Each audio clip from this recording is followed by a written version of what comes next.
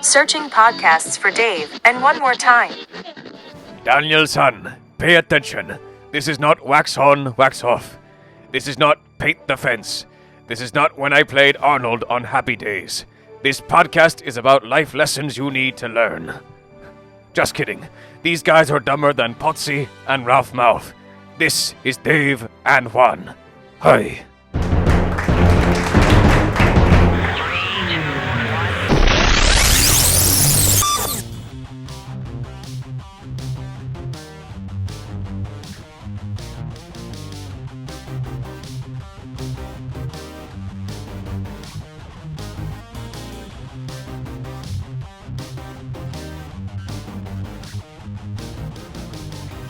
And 3. Number 2. Just about always followed by 1. Always followed by woohoo. Yeah. Howdy. Greetings, ladies and gentlemen, boys and girls across the fruited plain. And I think that statement had a different connotation back when they wrote when they wrote that. What does that mean, a fruited plain? Fruited. I think it means bountiful. I'm Okay. pretty sure it means these days. Not so much. Means you do a lot of Target shopping. That's all I'm saying. Yeah. Or so they say. But anyway, we digress already. America, you're welcome. Welcome. That's right. We Man, are we back. hit that in sync. Did we? Yeah. Totally by accident. Hi, everybody. How are you? I'm Dave. I'm Juan. And this is Dave and Juan. More time. Thank you, everybody. Thank you. We just said we promised our boy Rick we would just start off talking about, because it's one of the more it's the kind of story you think somebody, like, it's a Seinfeld episode. It's a Right. Every now and then, as bizarre as things are today, yes, this trumps most of them. Because our friend Rick Portier with WXY FM TV LRZ WAFB. I never can remember what in Baton Rouge.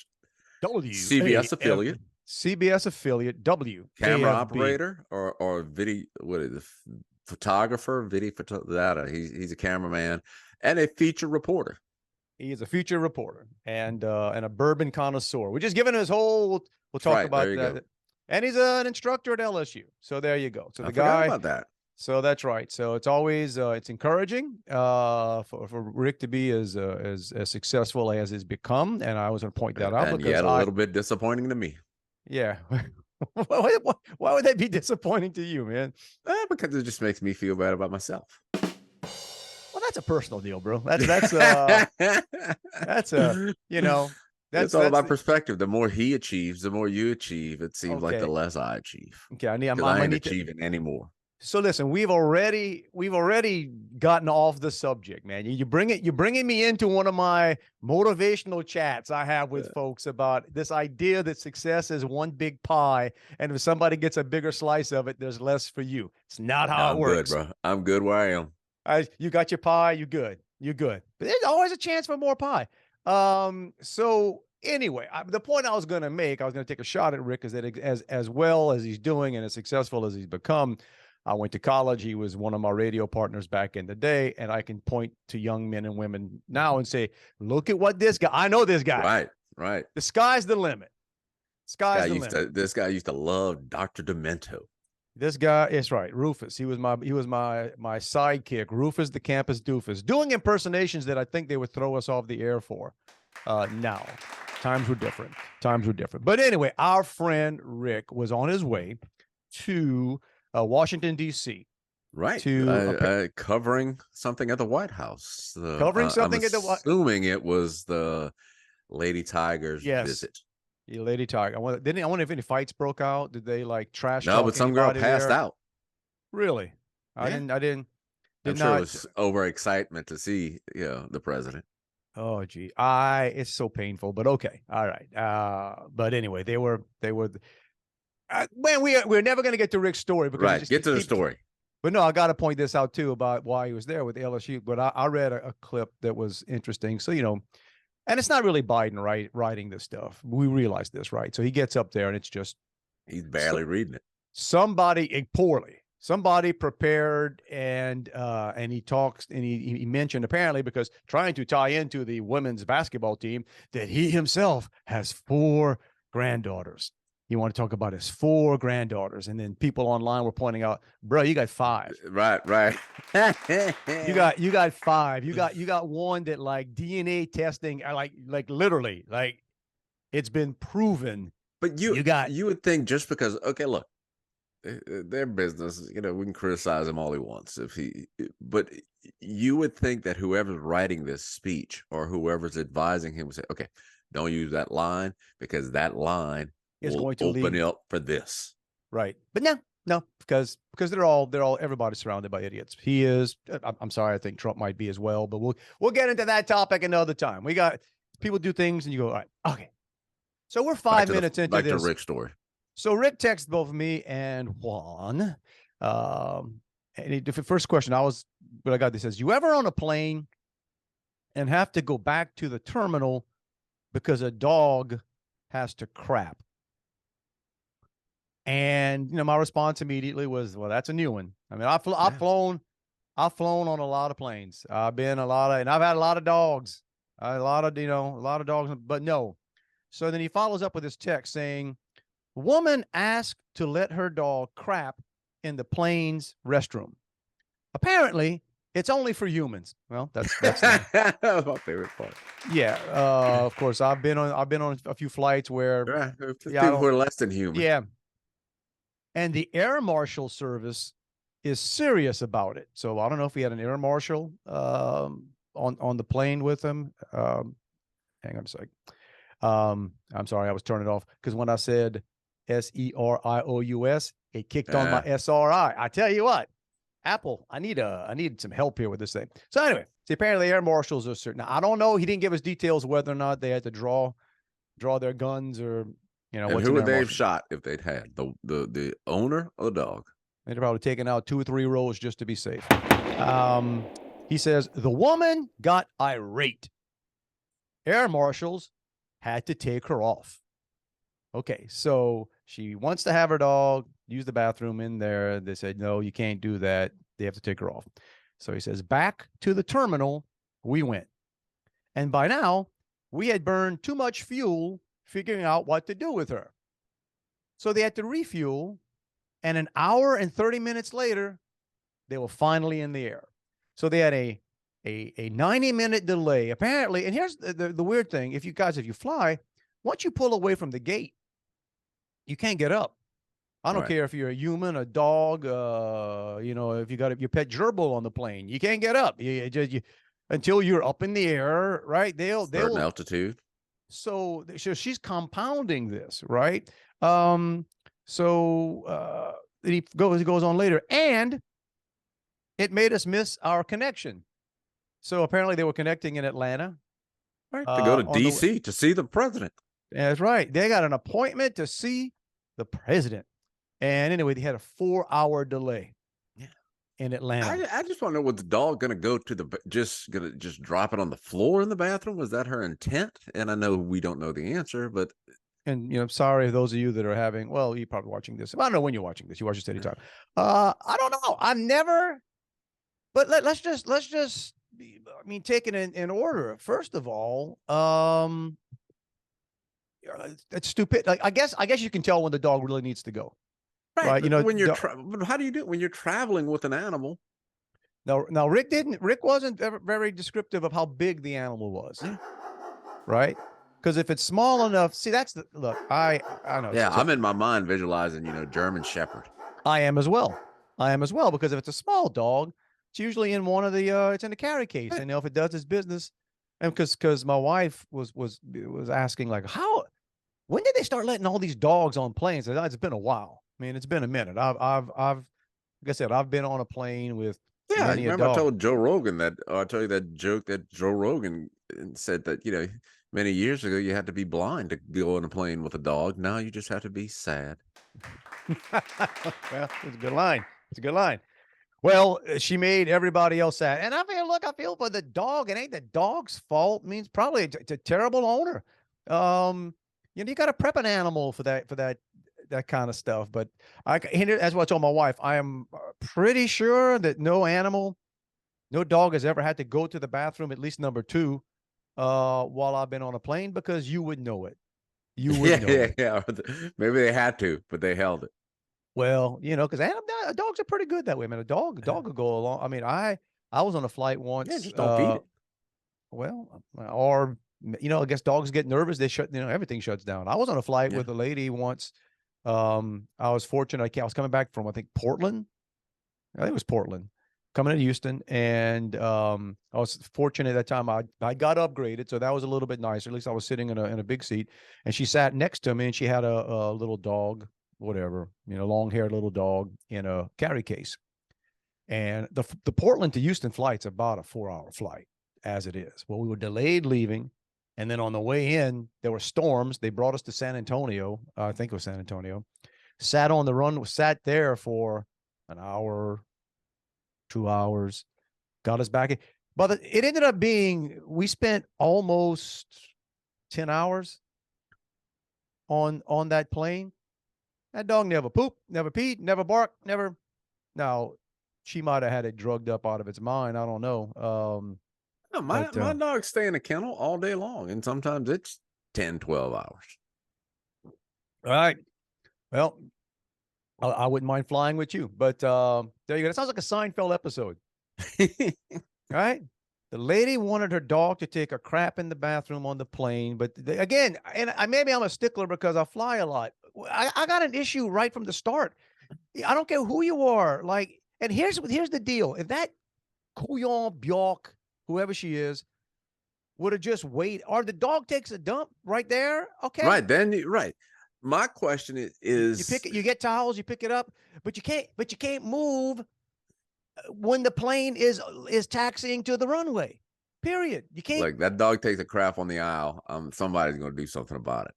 I just want, did she ask permission? Was she had she been granted such, opportunity before that she expected it would be done? Which is why I'm just going to fly private from now on, Juan. I mean, you know what? I mean, that's nothing to deal with people, but now you got to start dealing with people. And think about, and again, I don't know. So we don't know this person. Maybe it's an emotional support dog. Apparently it's not an intelligence support dog. Right. But you can just read into what this person, I wonder if there's any guilt. Is there any guilt involved in the fact that you brought your dog on a plane and you caused a lot of other human beings? Right. You just shut this whole baby down. And again, it's not. I'm guessing you at least get some level of citation, if not, flat out arrested. I don't know. Well, you get air marshals involved. Those guys are looking for, right? They're looking for. I read a story this morning about a guy who probably could have used an emotional support animal on a plane. They were coming in for a landing at some Asian Airlines flight. About 700 feet above the ground, the dude opens the emergency door because he was feeling uncomfortable.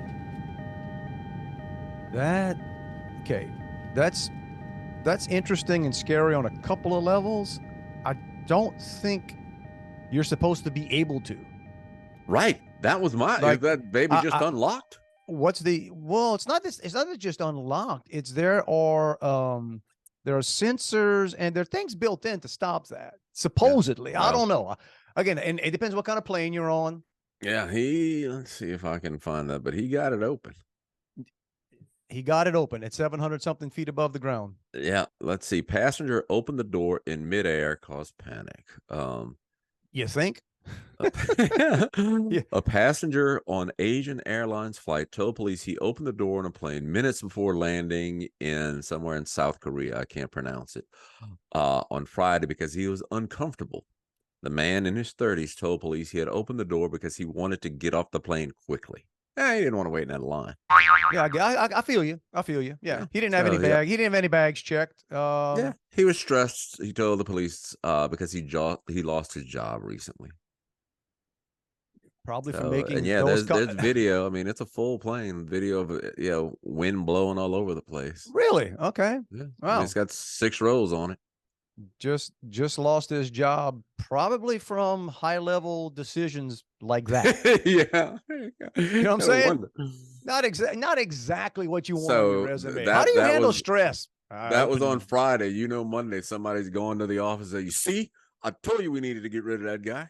Yeah, we made a good decision with that one. Again, that's an airline thing. I don't think it's not supposed to be. It's Right. not supposed to be possible to do that, because why on earth would you Right, ever?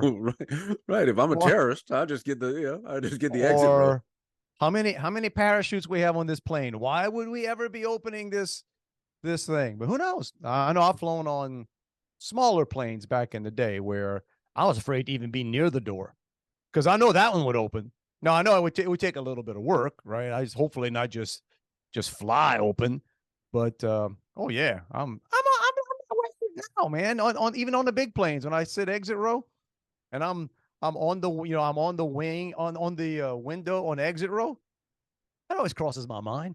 Man, I'm the first one gonna be sucked out of this plane if this thing Right. opens Or up. what if some crazy person? This is where they're coming. Oh It's no up to no, you to stop them. damn! Hey, look, make my day, make my day. Why not?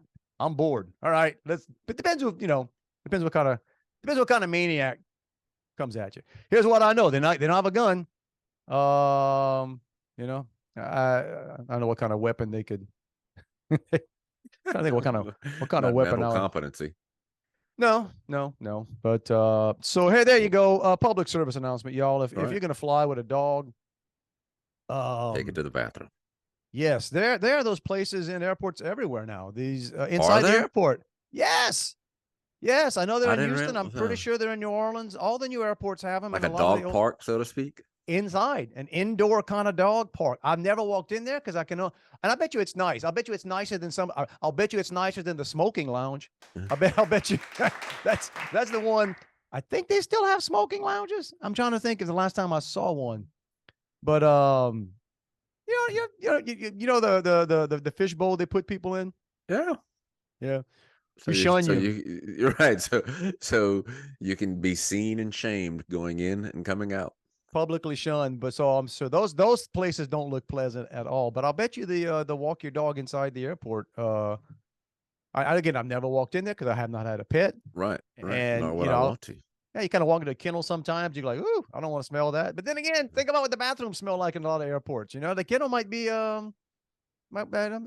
these are pleasant conversations, y'all. But so anyway, yeah, if you're gonna do that, y'all, don't feed the dog in the morning.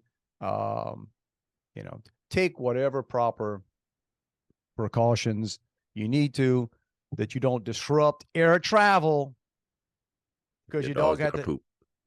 take a deuce. Okay, that's all that's all I'm saying.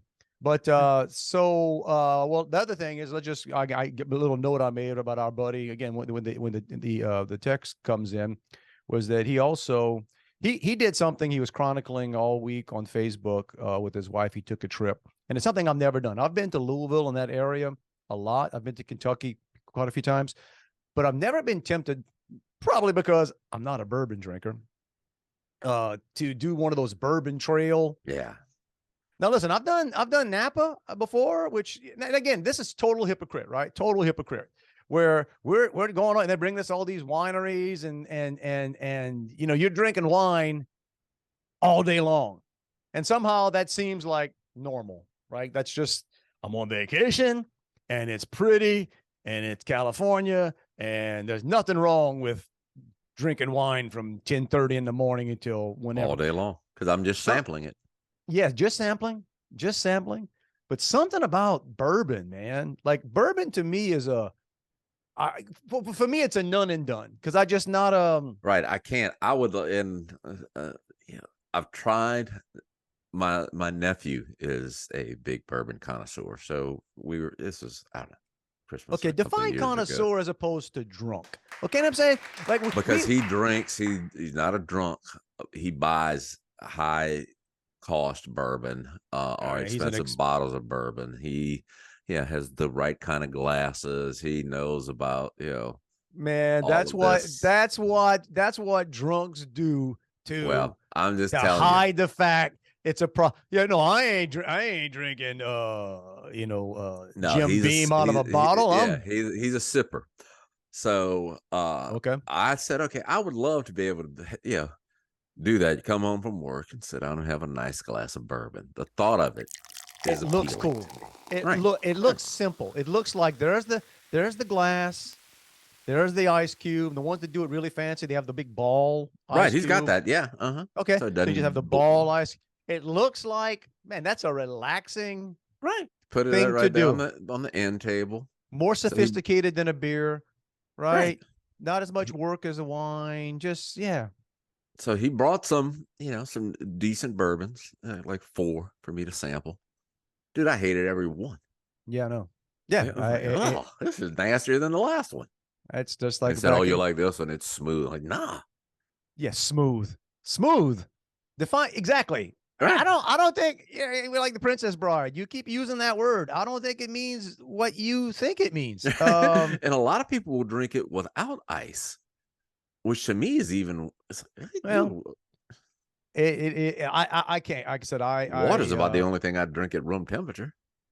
I've tried a couple times over and then bourbon's no, I don't mind bourbon barrel beer. Okay, so it's sort of got a little to it, but it's not same thing with scotch. People that enjoy scotch, to me it's like drinking burnt wood. Yeah. And we may have talked about that before. I may have mentioned I was at dinner once with 2 friends of mine, they're brothers, and one of them was a scotch connoisseur, right? And this place we were at, we're the only people left in the place.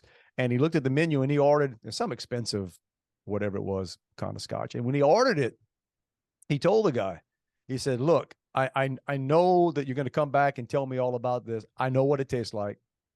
I want." That's how bad this stuff is. That's how many people have sent back this stuff because it's so like I don't even go punch. So he gets it, and he just says, "Yeah, you got to take a sip of this." And it's like, I could not.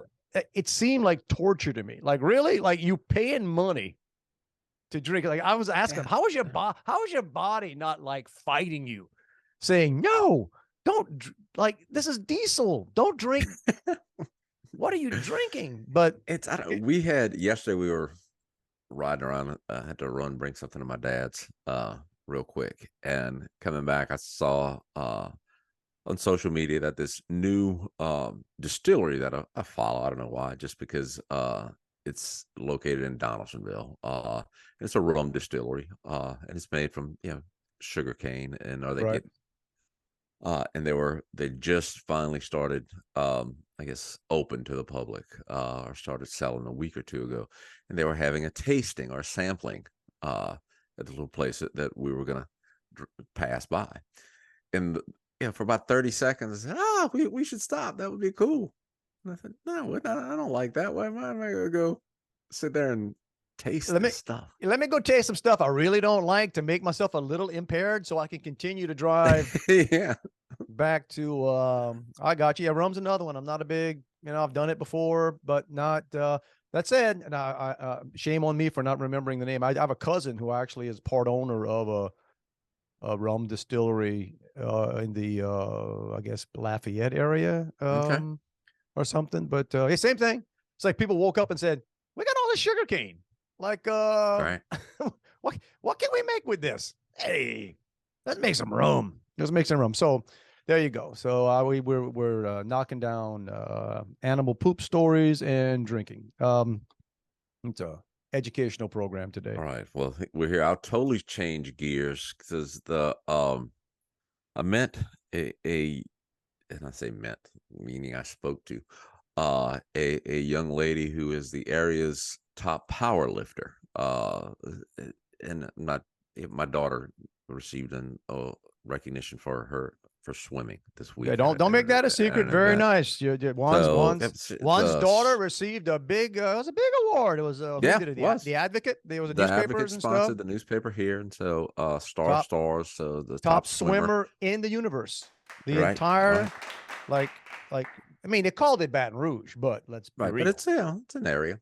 It's the universe. Yeah. She's actually meeting right now, maybe on her way home, with her first college coach, this morning, Oh, unofficial. on a Guy visit who or a he is in Baton Rouge for something from the University of Arkansas. okay. And she actually had her wisdom teeth pulled a couple of days ago, so she can't Mm. swim for him. But he wanted to meet her anyway. So That's when you just say, "Hey, uh go to the tape. Go to the tape. right. I I'm on told video." her to wear the ice pack that you wear, like the whole head wrap thing. That's a good look. I said look how tough that makes you look and how dedicated. But And you she just wouldn't. tell them, imagine how much faster I'm going to be now that I got that weight out of my. So, Right. I tell people, fortunately, with a head this size, my mouth is proportionate and was large enough that I never had to have wisdom teeth removed. But I digress. So yeah, proud of her. But so when we're leaving, I get in the elevator with the girl who won the powerlifting award. Powerlifting. Powerlifting. She also won something for track because she's like a shot put or discus thrower. So Makes sense. pretty strong young lady. And I Is didn't know you powerlifting? could Yeah. powerlifting. Yeah, Is that it's like a girl a? sport. Is it really? I Mhm. mean, hey, great, great. Do they just? I mean, do they limit it just to girls? No, they got boys too. No, What I'm saying is, does she oh no, compete yeah. against? No, she was just competing against girls. She Oh, was yeah. I tatted mean, up though, man. I didn't know you could do that in high school. dude, apparently you can do anything at child age these days. I mean, I think you can do. Can't you do tattoos with parental? I guess, yeah. I don't And I know. guess if you're 18, you could be 18 in high school. Okay, Um, but you're a power lifter. Powerlifter, and it could be weightlifting, but her event was like deadlift. And they I talked about lift. how much she had lifted. So I walk on the elevator and I recognize her, and I said, "Well, congratulations." I said, "Hey, I got a challenge for you. When we get off Jeez. this elevator, I'm going to lay on the ground, and I want to see if you could deadlift my big self." Did not tell this poor girl that. Yeah. And all the people with, "Oh, she could do it. She could do it." Jeez. Yeah, Juan, I would say that constitutes meeting somebody. Like you said before, well, I didn't really meet her. I just talked to her. No, you met her. You put an uncomfortable thought. You put an uncomfortable thought in everybody's mind on that elevator. Yeah, man. I And just laid it out there as a challenge. as a challenge. And I'm hoping she just giggled and said, "That's okay. No, she said I could. I And I could." said, I bet you could. But, then I would be even more embarrassed than I am now. She should have said, "I don't see the handles on you, bro. I don't know what I'll tell exactly you, I you would." just got to lay real stiff. That's what the other people. So apparently she's powerlifted people before, deadlifted people, because those with her knew how I would have to position myself in order for her to do it. All right. For those of I was just you going that for a chuckle, not an actual lift. those of you keeping score at home on your bingo cards, who had Juan offering to be dead weight for a high school power lifter, female tatted up power lifter. Good for her. Good for her.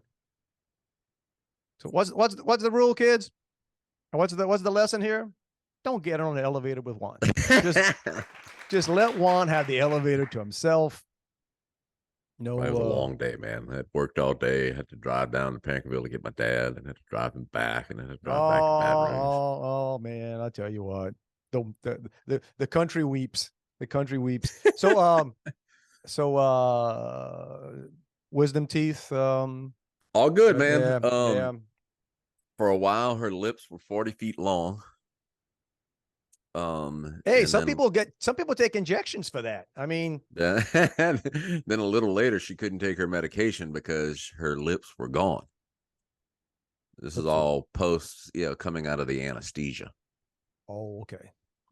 Yeah. Because mom liked to videotape stuff like that. Oh man. See, somebody years ago put that on social media. Like they recorded some poor drugged up kid. Mhm. And I guess the kid was kind of funny. And ever since then, yeah, I do. All right. I'm not There's one floating around. I don't know where it's a guy. It's not wisdom teeth. I think he's got to have surgery or whatever. And the dude is hitting on the nurse in a way that is yeah, both, I mean, you can't. both obnoxious and hilarious. I don't have honestly, I have no problem with how people are acting or reacting when they're freaking drugged. it's not their fault. I have an issue with filming it, and yeah. Well, this isn't on social media, so believe it or so, it's well. There you go, dentistry hour here. This week, I'm sitting at my home on a Wednesday evening, right? No, Tuesday evening, and yeah, that's much going on. So I'm kind of hungry. See if we got a snack. Walk into the kitchen, go to the pantry, and we had a pack of macadamia nuts. And I think my wife must have got them from one of them like truly extravagant, expensive charcuterie boards she puts together. But hey, macadamia, they're not even hard. They're like right. It's soft. Right? Yeah, they're kind of good like that. Sit down, chair, start eating some macadamia I can imagine nuts. where you're going, man. And all of a sudden, something made a bigger pop, Oh. bigger popping noise than I would have expected. As you went, I'm like, getting all tight all over. I know, and I'm like, what the? And then so I instinctively don't swallow. I'm like, we'll move it around. Man, somebody snuck something in that macadamia nut. Yeah, it broke a tooth. So back molar all the way in the back, top molar way in the back. Now here's the deal. So the piece of tooth that came out was, look, dude, you don't want to lose any part of a tooth, right? But when you put your tongue on it, inside feels like you got a hole the size of whatever. And thankfully, it didn't hurt. But I was like, God, and I got stuff coming up. I got travel coming up this week and everything. I'm like, oh man, I don't have a gun. Doing that, but again, it wasn't cold sensitive, wasn't whatever. So, but shout out to modern dentistry, man. I even told that to the dentist, and I called, left a message, and they were able to see me the next day. The two things I'm most impressed with over the past 10, 20 years, the advancements in technology, are light bulbs and dentistry. Because dentistry got it down now. The shots didn't even hurt. And then this guy, I really like him a lot. They literally went in there, and I actually kept the piece of tooth because my wife, oddly enough, you put it on a string, put it on your neck. No, man, I put it in a napkin. My wife. Oh, they glued it back. My wife had a tooth back in the back break a few months ago, right? And because here's the hint, guys. If you've ever had cavities and ever had fillings in your life, it's a time bomb. They'll break. It's a time bomb. It's going to happen. So she went to the dentist, and they ended up saying, well, do you have the piece of tooth? And she's like, I think I might. I think might be near my bed or bedstand or, So go get it. So she drove home, got it. They do it, whatever, and she's good to go. That's one of the things I love about this dentist. He's one of these, but man, it's crazy. So they go in there, and I guess like a third of the tooth or whatever, they drill it out. And he told me, he said, yeah, we saw that 4 years ago. You had it was a huge filling. So he said, congratulations. It lasted 4 years longer than I thought it would. That was probably a 40-year-old filling that finally went, and the tooth broke with it. Silver filling that's killing you. Dude, they put something in your mouth like it's this machine that it's taking all kinds of measurements and whatever, comes out into the computer. They build your crown right there. Oh, wow. So it basically takes a solid porcelain, whatever they make them out of, and it precisely builds the crown right there, and he did a half crown. So half because he's like one of these things, it's like, and then matched perfectly. And once they put it in there, they got it. Yeah, it's crazy. The stuff they used to have to send off, you have to come back next week. We're going to put a temporary. Dude, there's about a 90-minute process, and only because when they went to do it back, another piece of tooth broke off. That's a little annoying. But so again, it's sort of one of these marvels of modern technology. Within 24 hours of breaking a tooth and having all that stuff, dude. Good to. Well, I got to check that out because I got one in the back that's that didn't need to be replaced, but my dentist told me you might want to check it out. It will be soon.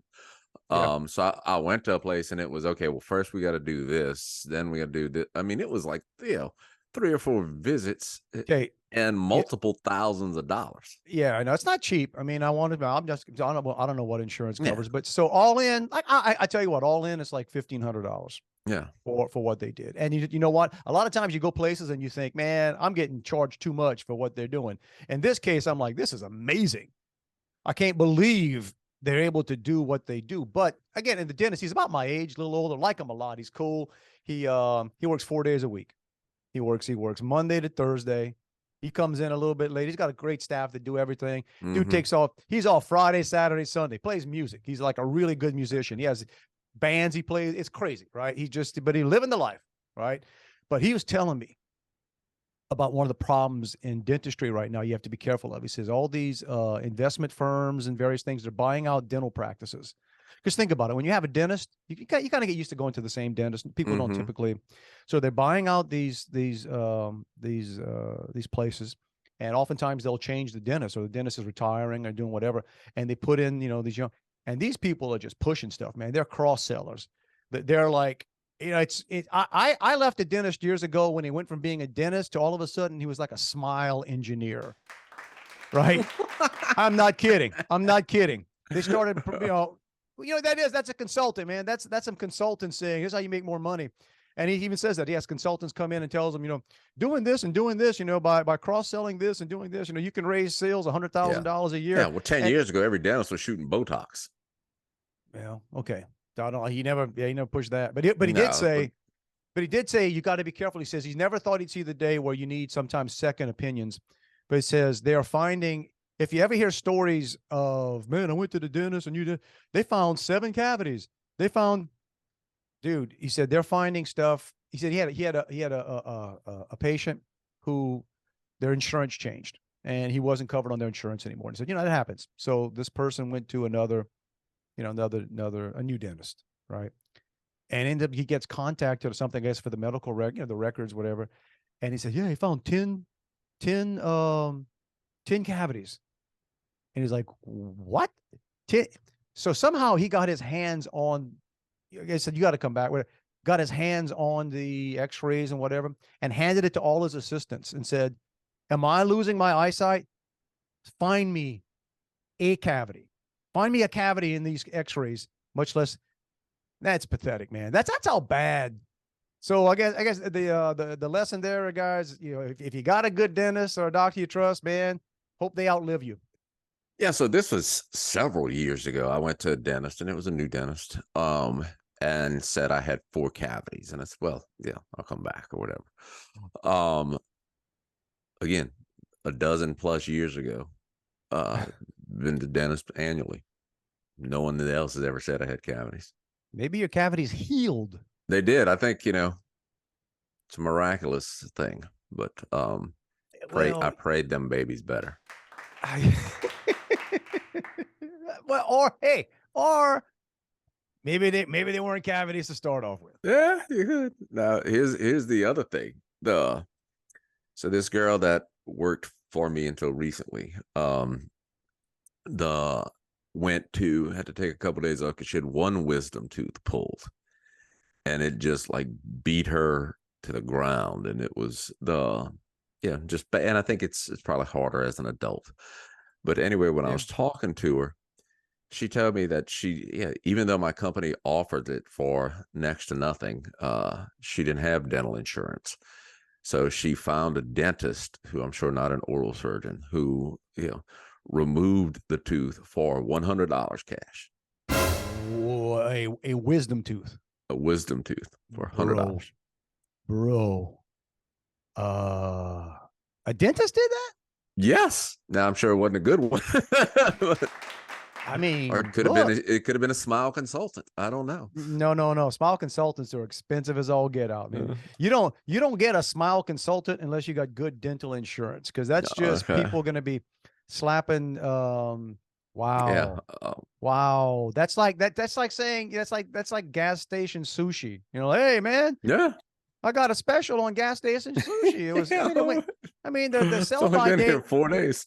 The sell by date was 4 days ago, but what could go wrong? Yeah, I had one years ago. I remember having a dentist. I might have been in Georgia at the time or something, and you got a pinpoint cavity. I think you said a pinpoint cavity and whatever. And we'll keep an eye on it. And that was 25 years ago, man. I don't, and I don't think they heal, but, I was telling that, so I was talking to my mom, about that, whether the night I broke my tooth or the next day. And, again, our parents, right? That generation, for the most part, if you got a toothache, they pulled that tooth. Pull that baby. Man, that was, so I've had it. I had two pulled. Like I at one time, I guess I might have been out of college. Maybe I might have been out of radio. I don't know. But the one where they put me to sleep. Right, they give you the shot. Sedate You don't remember anything. And I do remember. I've never done drugs in my life. I mean, I drank beer and stuff, but I've never done drugs. But I remember when they put that IV whatever and said, count backwards from 10. I don't think I got to 7. Dude, that's some good stuff. But I was like, but I remember coming out of that thinking, wow, that was, I guess I can see you kind of real calm and, okay. But then the other times, because at the time I had two that were ready to come out, supposedly ready to come out. The other 2, they were like, well, we can see what happens. Anyway, so years later, I had to get, and I think I got them out at different times. Like they came out, so I probably did it the exact wrong way to do it. But I went into, it was Dr. Buzagard. It was the older Dr. Buzagard, a dentist in Cutoff. Good guy. And here's what I remember, dude. Now he numbed me up good. And I think it was an upper one. I'm pretty sure it was an upper one. He numbed me up good. I didn't feel a thing. But once he started, you think he had the frissons before? Dude, no, I'll tell you a story. All right. It's a violent procedure. It can be. But he started tugging, right, to get that thing out. And I could feel, again, I'm numb as all get out, but it feel like part of my head is being tugged. Are you sure you're pulling are you pulling the tooth or are you pulling my jaw? And like you said, you don't feel anything, but you can envision in your mind that it's some tool that's got like a strap around the tooth. And every now and then you hear, like it's slipping. Oh, okay. All right. Well, here's my deal. He had to stop and go to his other office in the same building, but then the next chair or whatever over another room to get a different set of pliers. So, I mean, look, I guess he figured like this thing's coming out. And they're like, oh, it's going to be a little more. So can you imagine you go through something and you're not done. You have to sit there while the dentist he goes out to his truck, I guess, to get like get some, get an air compressor. What is it? The weight tool. Like, hang on, bro. We're going to get you fixed up. I need the extra battery on this baby. Yeah. So hey, I just remember sitting there thinking, okay, telling myself, think of something else, think of something else. You can't. And even my dentist this last time I went in again, because it was way in the back. It was the molar, upper left molar. And he's, again, I like this guy. I like him a lot. And he said, he goes, yeah, I get it. This is actually my least favorite tooth to work on, but we're gonna do it because he's right-handed, right? And he has to reach across all the way to the back, and that's when and your jaw. Right. It's like, your hands, how can they fit in my mouth? But here's the deal, man. Here's the deal. And all this is going on. This is how I keep myself, sane. Thinking about, okay, what was it like in the old days? Right. Yeah. They said one of the things, and again, here's some more history for the kids out there. One of the things that have most improved or increased lifespans in humans, but in Americans specifically, is dental care. Because back in the infections and stuff, I'm sure. Well, you get that, and then your diet gets bad. Like you can't, like if it's right. Can't eat good food. Back before you don't have dental work, you don't have dentures, you don't have stuff, and eventually, the most gruesome scene in any movie, Castaway, when Tom Hanks knocked his own tooth out. They did that well. They did that. That's all right. We need to get off of that. That's that's all. Let's Here, I'll tell you a story this week about, trying to do a good deed. Lady down the street posted on our neighborhood Facebook page that there was a bird nest in her dryer vent, and I guess her dryer is on the second floor of her house. I don't know, but the vent's up high. And did anybody know a handyman that could come and take the bird nest out and put a screen on it to stop it from going in? And I waited a little while to see if anybody would say anything. And if he said, "Oh, so here's a handyman, here's a handyman," and I said, "Look, I'm not a handyman, but I can do it for you." And so she sent me and I said, "Okay, well, just tell me how much." I said, "I'm not going to charge you for that." I mean, literally took 10 minutes. So I loaded up my ladder one day, and she had the little screen, and so I go there, and I mean, she wasn't even home, so I just sent her a note, said all done. Well, the next day, I get a call that she had stopped at my house, and she brought me a little thank you card. Nice. That's nice. But then I get home, and on the envelope of the thank you card, it says Joey and Juan. Joey's my wife, who wasn't even here when I did this, who had absolutely nothing to do with it. And yet, not only is the thing written to both of us, she's first. I was wondering how this would turn into a Juan story. That's a Juan story. It did. Yeah. Like, man, I'm the one that got up on a ladder and risked life and limb to keep birds out of your dryer vent. And you thanking my wife for that? Yeah. And then the other downside of that story is her neighbor, while I'm out there, is telling me that her sink is clogged and it stinks really bad. Oh, jeez. Well, that's a personal problem. That's like, and I'm saying, well, all you gotta do is, I said, just get a bucket, undo those two things on the gooseneck thing. And you should have given him my phone number. Call my buddy Dave. I said you can clean it out. And said, oh, I couldn't get to it. I don't know. So she's telling, here's the deal. So she's telling you this thinking, hey, we got a good Samaritan out here. Right. Yeah. Some people are, I told her to call me. I said, I can't do it today. Just call me. There you go. I said, I could do it tomorrow. And she said, I'm not home tomorrow. So well, here's the deal. If somebody's volunteering to come do some free plumbing work, you make it your business to be there. Think about it. You know what a plumber's going to cost you? Plumber's going to ding you 100 something just to come out there and look at it. That's what I told my wife. I said, man, I could probably make some little, if I wanted to do some work like that. Yeah. Some side money, just doing little nothing jobs like that. Just do it under the radar, because as soon as you start tiptoeing into where you need licensing and are you insured? As far as you know, exactly. I am. As far as you know, I am. No, so I'm not doing that.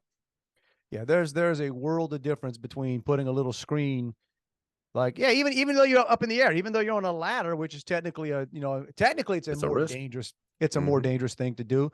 But I'd rather do that than, especially somebody else's plumbing. Yeah. I mean, look, it's bad enough when it's your own. When that's that's some gross stuff, man. And it's like, I don't know. What am I gonna open that sink and find? Right. That's exactly. I can walk you through it, but I don't want to do it. I don't want to do it. Don't want to do it. This girl at work yesterday was telling me that she was going to get her oil changed and her brakes done, and the $450. And I said, your boyfriend can do the brakes for you. Yeah. Stop it. And your boyfriend can do the brakes. And I said, I'm serious. It's not hard to do. Just YouTube it. And she said, she said, well, could you do it? I said, for $450, I could. It's like, man, this is somebody at work. Yeah. It's like, no, I'm not crossing that realm. It's one thing to go down the street, help somebody. Yeah. Yeah. And when you start getting into that level of but a shout out to my neighbors. I saw something the other day. I even snapped a picture. Now I hope they didn't see me to take the picture, because then you look like a weirdo. But I just wanted to remember. A lot of times, instead of writing stuff down, I'll just take a picture of something. All the time. right? Just to remind myself of it. But so the neighbors across the street, they have maybe a few vehicles. They have kids, high school kids, I guess, or middle school or high school, and the suburban. And the dad was out there. Apparently, they were changing a tire, and he was showing the young man, how to change a tire.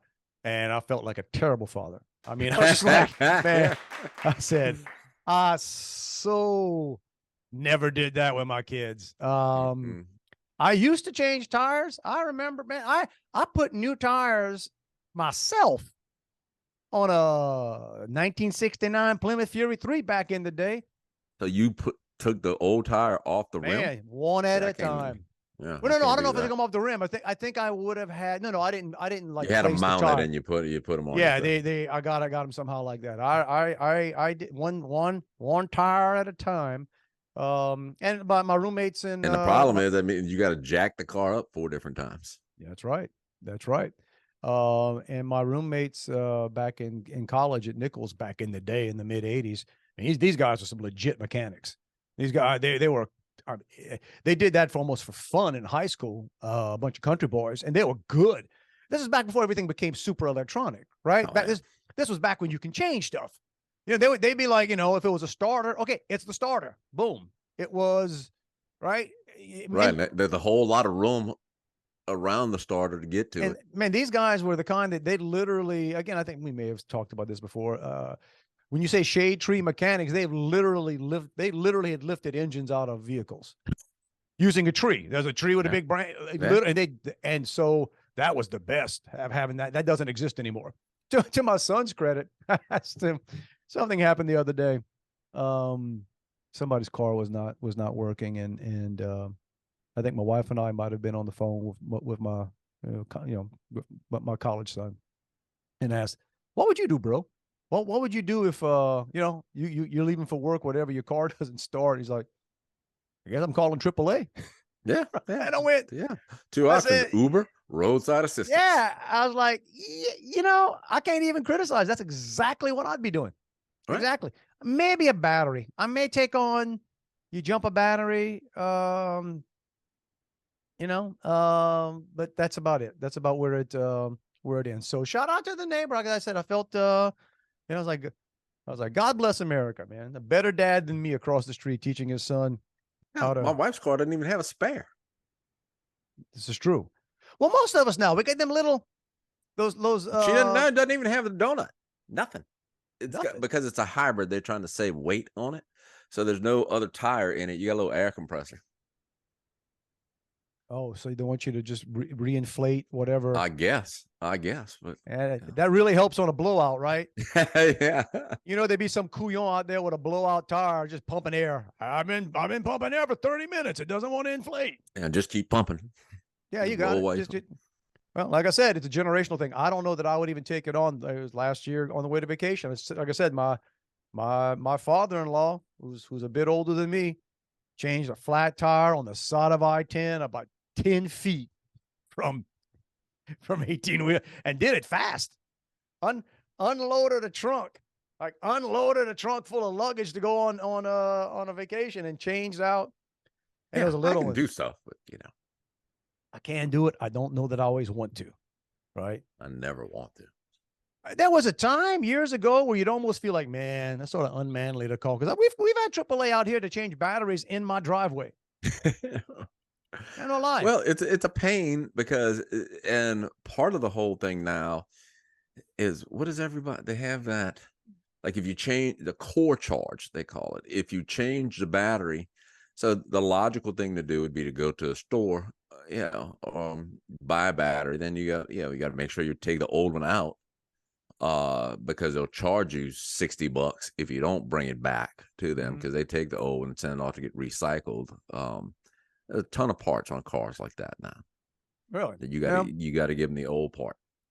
I mean, I don't. Yeah. Well, just soon they take it. I don't want it. What I'm gonna do with a dead battery? Yeah. But now, the point is, if you don't bring it when you go to the store, then you got to go back. Oh, okay. They jack you with the price. Yeah, they charge you, and then they'll refund it. All right. So closing the loop on one of our big topics last week was barbecue pits. You got it. Yes, and ended up being the one that my wife. We had to go through the process of. I took pleasure in that response. You sent me the picture when you got it, and I said, "So it's the one your wife wanted?" I I was said she only half wanted. joking, thinking that, of course, it wasn't. Oh, no, 100% it was. But the one she wanted, it's not that she wanted it. It was just the bigger, more expensive one that she said why'd you get that one? And I was like, because that's not the one that I was thinking of. I've been thinking about this other one forever. But at the end of the day, like, oh no, it makes more sense. It's bigger and blah blah blah. And so I didn't. Yeah, what you saw was the finished product. You didn't. I Yeah, didn't. it didn't come in a box looking like that. I knew no. And that heavy man. I had to go to Sam's. I had to get two guys out there to help me put that thing in the back of my vehicle. How'd And you get it out? slowly, very slowly. Had my older son, Yeah, help me, but literally I had to slide it down yeah. gently, and then basically cut the box open. It wasn't totally out of my car. Cut the box open and just took it out piece by piece, right? But about a 4-hour process, 4 to 5 hours to get it. And here's the deal. Once you did I could have done another one 90 minutes tops. Yeah, once you know how, or sort out all the parts and. But things are getting better. Some of these things, because there was literally a YouTube video. I mean, soup to nuts, the entire thing. They had it all laid out, and this guy put together the exact. And there's this app I downloaded called Built, Bilt, and it's got 3D animation and cartoons for like all kinds of products. If you're trying to Wow. yeah, it's really pretty cool. That was in there too. But here's the deal. Yeah, if you're watching the video of this guy putting this thing together, he does it in about 30 minutes. But it's a lot of cut edits. Right. Like, right. you didn't see, oh yeah, okay, here's where you're gonna put these screws. Oh, by the way, you gotta lie on your back and have somebody else hold it up and finagle it and Yeah, he'll show you one and show you where the other 9 go. yeah, but got it done. Got it Did you going. use it last weekend? Oh, I used it last weekend. I used it yesterday. That's the other thing too.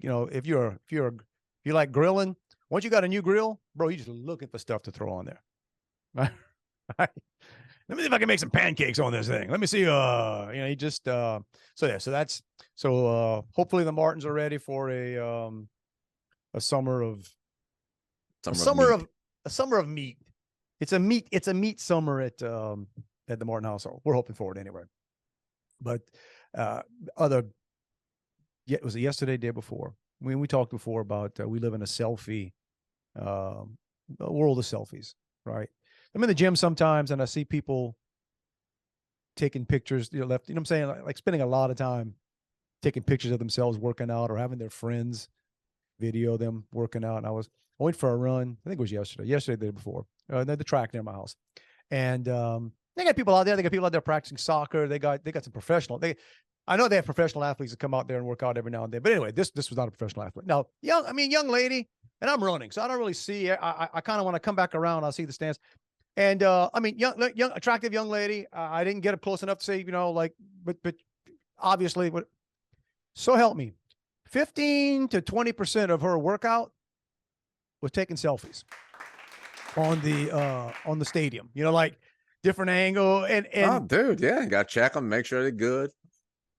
It gets comical after a while. No, but you ever get stuck behind somebody at a traffic light that's turned green and you're watching them take selfies of themselves in the car so they don't notice that the light has changed? I get caught behind people on the phone. I've never seen the selfie. Well, yeah, it's even so. Yeah, you go places where you see, people standing there, 2 or 3 of them, taking a picture of themselves. And yeah, years ago, I would offer, said, "Hey, you want me to snap it for y'all?" But now they don't want that. They want that what looks like the selfie. You want that look? Yeah, she had to stand on top of the. Standing on top from up high. You see up my high. arm in it. Because part of me wanted to just because I'm a helpful guy. It's what I do, right? I like to give advice.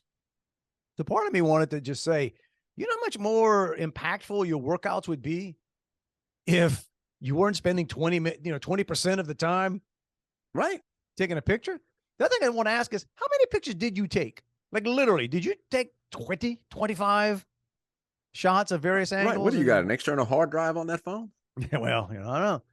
But there you go. But she wasn't even the weirdest workout person I saw this week. Because in the gym, the gym I go to with the old naked guys, in the gym, two young guys. And one, this is okay. First of all, y'all, this is Sugar Land, Texas, near Houston. It's warm already. It's 80 something. We're knocking on 90 degrees most every day. Lifetime Fitness down the street here. This dude's wearing flannel shirt. He's working out with a friend, full flannel. Like, yeah. Was the intention for him to sweat? Or did he just come from chopping down a tree in the forest?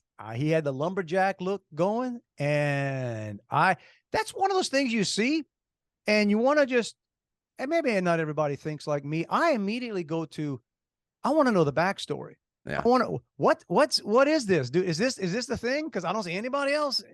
Most everybody else, the other ones are the people that are in there half naked. Like, and what I'm saying within the workout area, like, just like, really? Like, I don't even know. Like, some people wear outfits. It would probably be less offensive if they were nude. Yeah, at least you're there. You know what I'm saying? Like they're wearing things that like, oh, okay.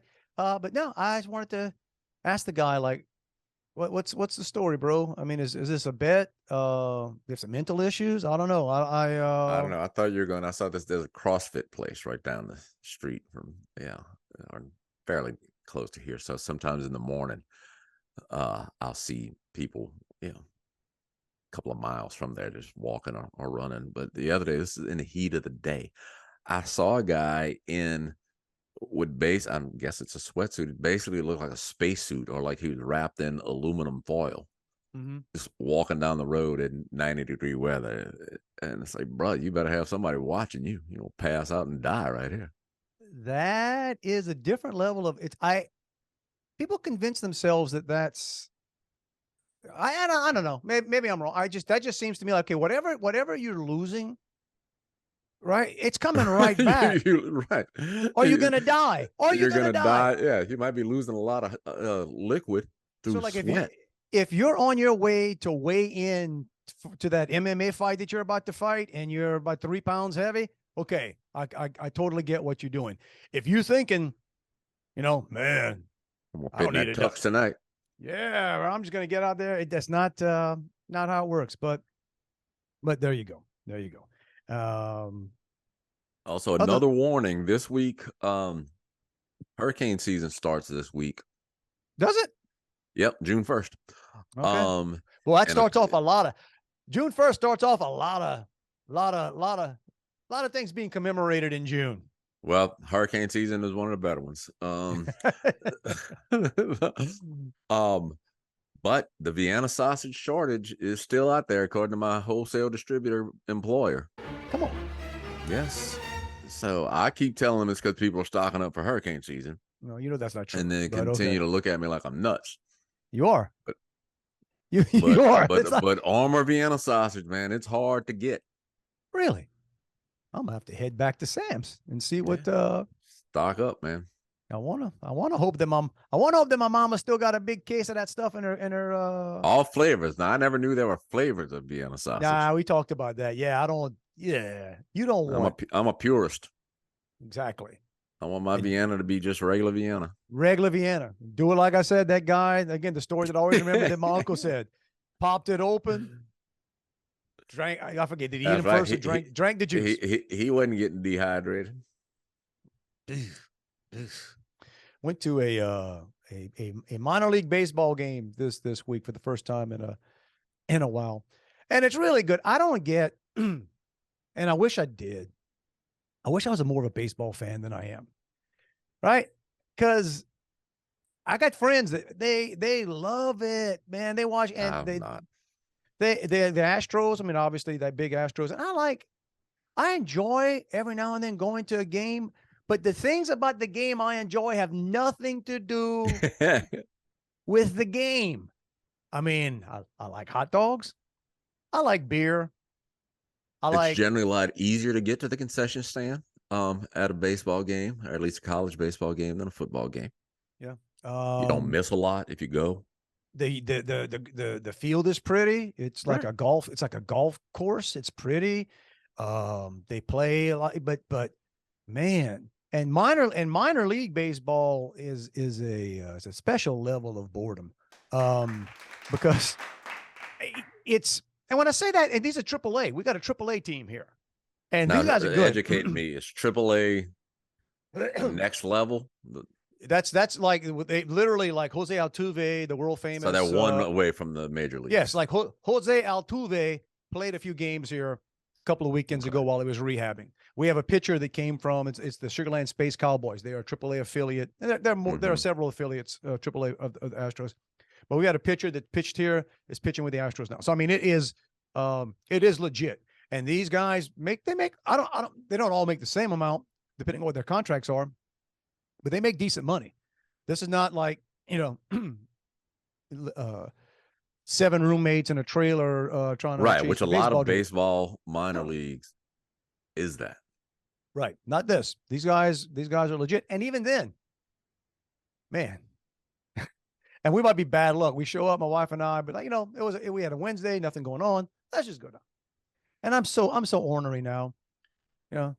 We could almost walk. We could walk to the stadium, but yeah, it's kind of warm. We're kind of late. Let's drive. We'll just go park in the parking lot. So $10 to park. I'm like, I live right there. Like you know what I'm saying? I'm like, wait a minute. Should have just taken our bikes. Like it's that would have been a better move. And nobody takes cash anymore at these things. Oh, dude. Man, paying for parking with some dude out in the street, and it is. And even inside, nothing. The concession stands, nothing. No cash. Which I'm the old guy. I complain about that. So, I don't know why I'm saying, I don't carry cash. I don't want to have a record of how many beers I bought or what I paid for the pretzel, and I don't want anybody else knowing. Right? I'm getting, so we did that. It was but a good time. And but yeah, we sit down, and I don't know, we must not be good luck. I mean, so hey, there's a team, Star Spangled Banner, everything great. Hey, we sit down, first pitch, bam, double. I think the second pitch, bam, same. They were down 4-0 before they got an out. And man, look, it's hard for me to stay interested in a game. Right. When your especially teams a slow moving game. But they got a pitch clock now, which helps things up a little bit. But man, especially when your team's getting the dog snot beat out of them. But we hung in there. We hung in there for a few hours. See, it's one thing. I watched LSU's in the SEC baseball tournament this week, so I watched their game yesterday. Oh, cool! And that's the only time I'll ever watch. I watch LSU once it gets to playoff time. But there's part of me, and I've been in a couple games, but college plays with aluminum bats, so you can tell from the sound if it's if it's a good hit or not. So that part, like, oh, cool hit, and man, it's kind of exciting. That part, then you don't hear that ding for a while. Oh, yeah, it's pretty boring. Well, like I said, one of the good things about going to a ballpark, though, it's one of the few places you can go to and drink $50, $60 worth of beer and not remotely be drunk. I mean, it's just, it's these $10, $11 beers. Yeah. Like, how bad do you want that next beer? Right? How bad do you want? But hey, God bless America, supporting the local. You do it, man. There you go. Go buy the hats. Riley and Joey went to Savannah during spring break. And apparently there's some, I think it's got to be like the Globetrotters. They're called the Savannah Bananas. They were here a few months ago. They sell out everywhere they go. Right, and they tried to go, but sold out. You couldn't even buy tickets in the secondary market. It's as much a comedy routine, dance, whatever. It's funny. They're good. Apparently, I never heard of them until they showed up, and people were like, "Oh, you better get tickets." If but they said they're sold out for season tickets, and I was sitting there saying, "Who? Okay, that's a one and done type show. Why would I need to see this multiple times a week?" Maybe not. People are not wired like us, Juan. People are not wired like us. Like most people would not ask a high school power lifter, "Think you can lift me?" That's right. Do you think so? We've already established we might not be what you want to gauge yourself by, America. That's all we're saying. Speaking of gauging, let's gauge the time on this podcast. I think it's close. right? I think it's time. I think it's time we push the button, see if any of this stuff stuck to the magical tape in the clouds where it comes from, and we'll try to bring it back down and put it in a digitized format and get it out to you guys. And then put it in back the up. meantime, put it back up. We take it out of the clouds. We try to work some magic on it. Put it back up in the clouds. And then it's there for you. Rains down on you. Rains on you. Hey, if you want to get in touch with us, it's Dave and Juan at protonmail.com. And you can find us where you find us. All right. We're here. Right there. Right there. Right there. YouTube, Spotify, blah, blah, blah. Everywhere. Everywhere. A couple of places I'd never heard of. There you go. There you go. So, hey, every week we tell you, we don't have to beg you. We're not really begging. No, not asking you, not a request, not pleading you to do us a favor. Freaking mandate. It's a freaking mandate. Give it a shot, y'all. Try to have the best week of your life. Really. Try. What else are you going to do? Give it a shot. Give it a shot. Start with something pretty good. You got to spend 7 hours putting together a barbecue pit. You're welcome. That's right. You didn't have to do that. You didn't have to do that this week. Or have a tooth rebuilt. You know? With technology, that's amazing. It's an eventful week in the Morton household. But yeah, it's all good. Get out there, guys. Live your best life. You know how it works. Starts with a good hour. You're welcome. Bills on a day, bills on a week. Give it a shot. Come on back here next week. We'll get together and talk about it some more. All right. Until then, while Juan figures out who can lift him and who can't lift him. And right. It's a point of pride. Hey, little girl, you think you can lift me? Yeah. I bet you can't. I'm that fat. Bet you can't. Bet you can't. All right. Get on out of here. Love you, bro. Back at you, dude. It's midway through this thing. I'm hungry. So I was all right, let me go grab something. I hadn't eaten anything all day. So I went and I grabbed a bag of Cracker Jack. So I go back in and I didn't have any napkins. Cracker Jack can kind of get a little sticky on your hands. It can. I'm just, kind of taking it from the bag, kind of pouring it into my mouth. And as I get close to the end of the bag, well, that means I got to lift the bag up high and lean my head back far. So my son sitting on the side of me took the bag away from me. And he said, "You can't pour Cracker Jack in your mouth here. There's people wearing suits." I said, "Give me my Cracker Jack, man." That's right. That's their problem. Yeah, I don't care. They probably don't even know about the Vienna sausage. That's shortage. Right. If I had a can and a loaf and some mayo, I'd be hooking that up right here.